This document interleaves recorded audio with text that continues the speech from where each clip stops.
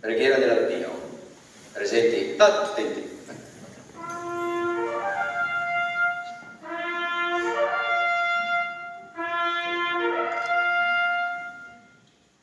Sulle nude rocce, sui perenni ghiacciai, su ogni balza delle Alpi, ove la provvidenza ci ha posto a baluardo fedele delle nostre contrade, noi, purificati dal dovere pericolosamente compiuto, eleviamo l'animo a te, o Signore, che proteggi le nostre mamme, le nostre spose, i nostri figli e fratelli lontani, e ci aiuti ad essere degni delle glorie dei nostri avi.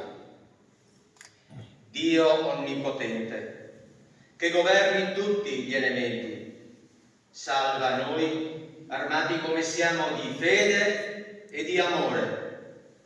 Salvaci dal gelo implacabile, dai vortici della tormenta, dall'impeto della valanga.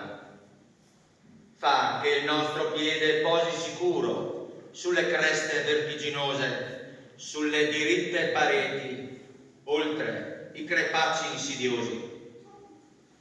Rendi forti le nostre armi contro chiunque minaccia la nostra patria, la nostra bandiera, la nostra millenaria civiltà cristiana.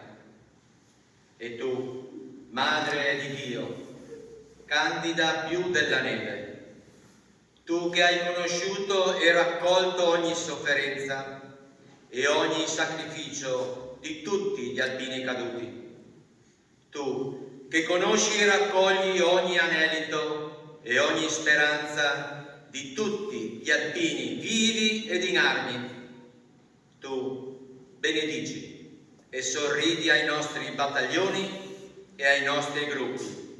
Così sia. Riposa.